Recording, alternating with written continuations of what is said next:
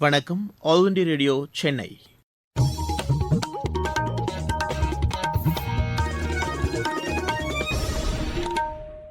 மாநில செய்திகள் வாசிப்பவர் முகமது.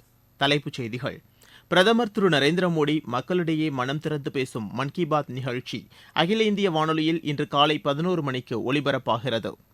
கடற்பாசி வர்த்தகம் எதிர்காலத்தில் மிக முக்கியத்துவம் வாய்ந்த ஒன்றாக உருவெடுக்கும் என்று மத்திய மீன்வளத்துறை அமைச்சர் திரு பர்ஷோத்தம் ரூபாலா தெரிவித்துள்ளார்.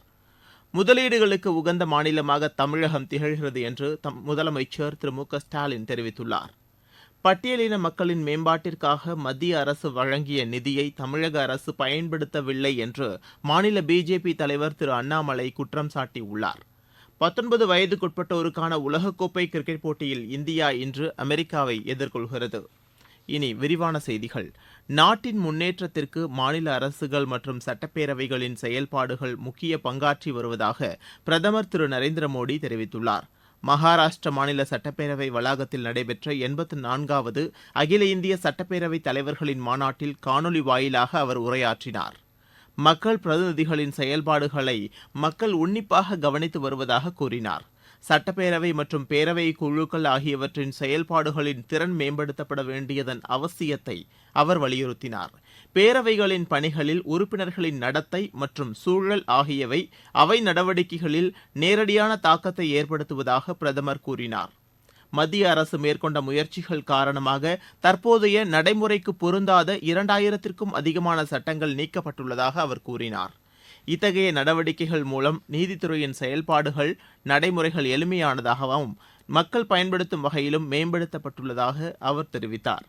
நாடாளுமன்றம் மற்றும் சட்டப்பேரவைகளில் மகளிரின் பங்களிப்பை மேம்படுத்தும் வகையிலும் அவர்களது பிரதிநிதித்துவத்தை அதிகரிக்கும் வகையிலான ஆலோசனைகளுக்கு ஊக்கமளிக்கப்பட்டு வருவதாக அவர் கூறினார். நாடாளுமன்ற மற்றும் சட்டப்பேரவை குழுக்களில் இளைஞர்களின் பங்களிப்பு அதிகரிக்கப்பட வேண்டியதன் அவசியத்தையும் பிரதமர் வலியுறுத்தினார்.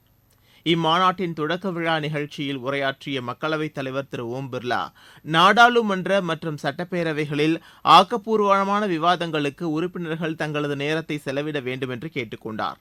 இம்மாநாட்டில் பேசிய மக்களவை துணைத் தலைவர் திரு ஹரிவன்ஷ், கடந்த சில ஆண்டுகளாக அவையில் ஒழுக்கம் மற்றும் கண்ணியத்தை பாதுகாப்பது பேரவைத் தலைவர்களுக்கு மிக சவாலான பணியாக உள்ளது என்று தெரிவித்தார். இம்மாநாட்டில் 26 மாநில மற்றும் யூனியன் பிரதேச சட்டப்பேரவைத் தலைவர்கள் கலந்து கொண்டனர். கடற்பாசி வர்த்தகம் எதிர்காலத்தில் மிக முக்கியத்துவம் வாய்ந்த ஒன்றாக உருவெடுக்கும் என்று மத்திய மீன்வளத்துறை அமைச்சர் திரு பர்ஷோத்தம் ரூபாலா தெரிவித்துள்ளார்.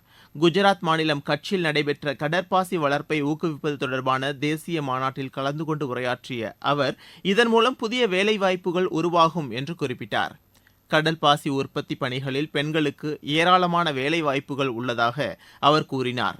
இந்நிகழ்ச்சியில் பயனாளிகளுக்கு நலத்திட்ட உதவிகளை வழங்கிய அவர் பயனாளிகளிடம் கலந்துரையாடினார். கடற்பாசி வளர்ப்பை மேம்படுத்தும் வகையிலான இந்த தேசிய மாநாட்டிற்கு மீன்வளத்துறை ஏற்பாடு செய்துள்ளது. நாட்டில் உள்ள அனைத்து உயர்கல்வி நிறுவனங்களின் செயல்பாடுகளை மேம்படுத்தும் வகையில் சீரமைப்பு திட்டங்களை வகுப்பதற்கு மத்திய கல்வி அமைச்சர் திரு தர்மேந்திர பிரதான் ஒப்புதல் அளித்துள்ளார். இதற்கென முன்னாள் இஸ்ரோ தலைவர் டாக்டர் ராதாகிருஷ்ணன் தலைமையில் கடந்த 2022ஆம் ஆண்டு நவம்பர் மாதம் குழு ஒன்று மத்திய கல்வி அமைச்சகத்தால் அமைக்கப்பட்டது.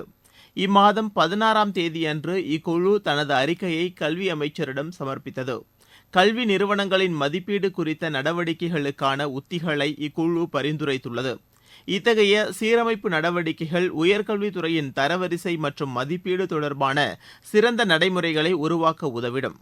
கல்வி நிறுவனங்களின் தரவுகளில் வெளிப்படைத்தன்மை மற்றும் ஒருங்கிணைப்பை உறுதி செய்வதற்கான நடவடிக்கைகளின் ஒரு பகுதியாக ஒரே நாடு ஒரே தரவு என்ற திட்டத்திற்கும் பரிந்துரைக்கப்பட்டுள்ளது.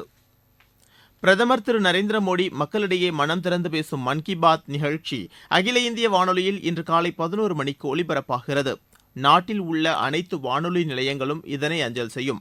பிரதமர் உரை முடிந்தவுடன் அதன் தமிழாக்கத்தை சென்னை அகில இந்திய வானொலி ஒலிபரப்பு செய்கிறது. இது இரவு 8 மணிக்கு மறு ஒலிபரப்பும் செய்யப்படும். தமிழகம் மற்றும் புதுச்சேரியில் உள்ள அனைத்து வானொலி நிலையங்களும் இதனை அஞ்சல் செய்யும். நீங்கள் கேட்டுக்கொண்டிருப்பது ஆல் இண்டியா ரேடியோவின் மாநில செய்தி அறிக்கை.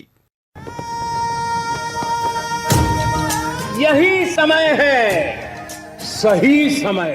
இதுதான் வேளை, சரியான வேளை. ஒவ்வொரு தேசத்தின் வளர்ச்சி பயணத்தின் போதும் தேசம் முன்வந்து புதிய உறுதிப்பாடுகளோடு முன்னேற்ற பாதையிலே பயணிக்கக்கூடிய அற்புதமான ஒரு வேளையும் பிறக்கும். புதிய பாரதத்தின் துவக்கத்தின் இது அமுத காலம். இதுவே கோடானு கோடி நாட்டு மக்களுடைய உறுதிப்பாடாகும்.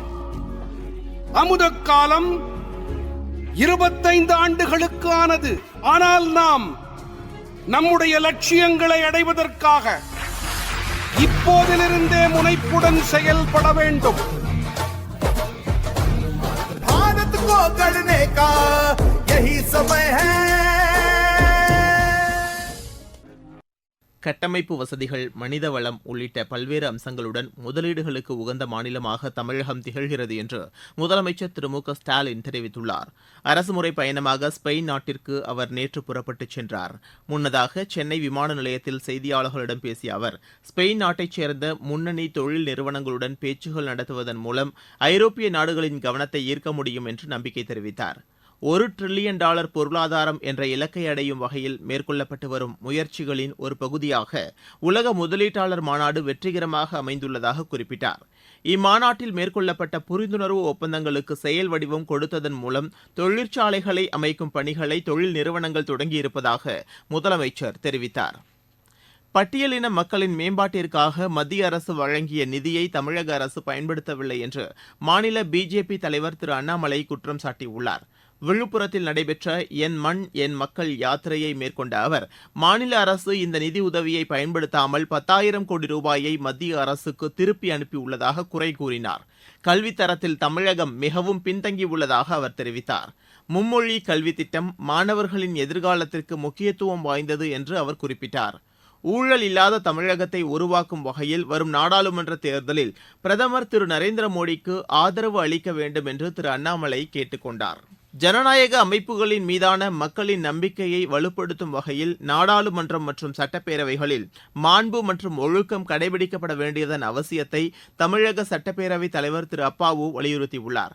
மகாராஷ்டிர மாநில சட்டப்பேரவை வளாகத்தில் நடைபெற்ற பேரவைத் தலைவர்கள் மாநாட்டில் கலந்து கொண்டு பேசிய அவர், நாடாளுமன்றம் மற்றும் சட்டப்பேரவைகளில் கொண்டுவரப்படும் மசோதாக்கள் மீது விவாதம் நடத்துவதற்கு உறுப்பினர்கள் அனுமதிக்க வேண்டும் என்று கேட்டுக் கொண்டார். சட்ட முன்வடிவுகளுக்கு ஆளுநர் ஒப்புதல் வழங்குவதற்கான கால அவகாசம் நிர்ணயிக்கப்பட வேண்டும் என்பதை தாம் மீண்டும் வலியுறுத்துவதாக கூறினார். ஜனநாயக நடைமுறைகளை அனைவரும் பின்பற்றி நாட்டிற்கு பெருமை சேர்க்க வேண்டும் என்று அவர் கேட்டுக் கொண்டார். இருவரிச் செய்திகள். அமெரிக்கா மற்றும் இங்கிலாந்து கடற்படையினர் ஏமனில் உள்ள ஹவுதி அமைப்பின் நிலைகள் மீது தாக்குதல் நடத்தினர். இந்தியா சவுதி அரேபிய நாடுகளிடையே பரஸ்பரம் சிறந்த ராணுவ நடவடிக்கைகளை பரிமாறிக்கொள்ளும் வகையில் ராணுவ கூட்டு பயிற்சி ராஜஸ்தானில் நாளை தொடங்குகிறது. பாகிஸ்தானில் உள்ள பஞ்சாப் மாகாணத்தில் நிலவிய கடும் குளிர் காரணமாக கடந்த 3 வாரங்களில் 200க்கும் அதிகமான குழந்தைகள் உயிரிழந்துள்ளதாக தகவல்கள் தெரிவிக்கின்றன. திண்டுக்கல் மாவட்டத்தில் ஆதார் பதிவு மற்றும் திருத்தங்கள் தேவைப்படும் கிராமப்புற பகுதிகளில் அஞ்சல் துறை ஏற்பாடு செய்துள்ள முகாம்களை மக்கள் பயன்படுத்திக் கொள்ள வேண்டும் என்று கோட்ட கண்காணிப்பாளர் கேட்டுக் கொண்டுள்ளார். காஞ்சிபுரம் மாவட்டத்தில் 10 அம்ச கோரிக்கைகளை வலியுறுத்தி தமிழ்நாடு கூட்டுறவு தணிக்கைத்துறை அலுவலர்கள் சங்கத்தின் செயற்குழு கூட்டம் நேற்று நடைபெற்றது. திருவள்ளூர் மாவட்டம் ஊத்துக்கோட்டை வட்டத்தில் இந்தியன் வங்கி சார்பில் பெருநிறுவன சமூக பொறுப்பு நிகழ்ச்சி நேற்று நடைபெற்றது. விளையாட்டுச் செய்திகள். 19 வயதுக்குட்பட்டோருக்கான உலகக்கோப்பை கிரிக்கெட் போட்டியில் இந்தியா இன்று அமெரிக்காவை எதிர்கொள்கிறது. தென்னாப்பிரிக்காவில் ப்ளூம்ஃபாண்டனில் நடைபெறும் இப்போட்டி இந்திய நேரப்படி பிற்பகல் மணி 1:30க்கு தொடங்குகிறது. இந்தியாவுக்கு எதிரான முதலாவது டெஸ்ட் கிரிக்கெட் போட்டியின் 3ஆம் நாளான நேற்று இங்கிலாந்து தனது 2வது இன்னிங்ஸில் 6 விக்கெட் இழப்புக்கு 316 ரன் எடுத்துள்ளது. ஹைதராபாத்தில் நடைபெற்று வரும் இப்போட்டியில் இந்தியா முதல் இன்னிங்ஸில் 436 ரன்னுக்கு ஆட்டமிழந்தது. இங்கிலாந்து முதல் இன்னிங்ஸில் 246 ரன் எடுத்துள்ளது. மீண்டும் தலைப்புச் செய்திகள். பிரதமர் திரு நரேந்திர மோடி மக்களிடையே மனம் திறந்து பேசும் மன் கி பாத் நிகழ்ச்சி அகில இந்திய வானொலியில் இன்று காலை 11 மணிக்கு ஒலிபரப்பாகிறது. கடற்பாசி வர்த்தகம் எதிர்காலத்தில் மிக முக்கியத்துவம் வாய்ந்த ஒன்றாக உருவெடுக்கும் என்று மத்திய மீன்வளத்துறை அமைச்சர் திரு பர்ஷோத்தம் ரூபாலா தெரிவித்துள்ளார். முதலீடுகளுக்கு உகந்த மாநிலமாக தமிழகம் திகழ்கிறது என்று முதலமைச்சர் திரு மு க ஸ்டாலின் தெரிவித்துள்ளார். பட்டியலின மக்களின் மேம்பாட்டிற்காக மத்திய அரசு வழங்கிய நிதியை தமிழக அரசு பயன்படுத்தவில்லை என்று மாநில பிஜேபி தலைவர் திரு அண்ணாமலை குற்றம் சாட்டியுள்ளார். 19 வயதுக்குட்பட்டோருக்கான உலகக்கோப்பை கிரிக்கெட் போட்டியில் இந்தியா இன்று அமெரிக்காவை எதிர்கொள்கிறது. இத்துடன் செய்தி அறிக்கை நிறைவு பெற்றது.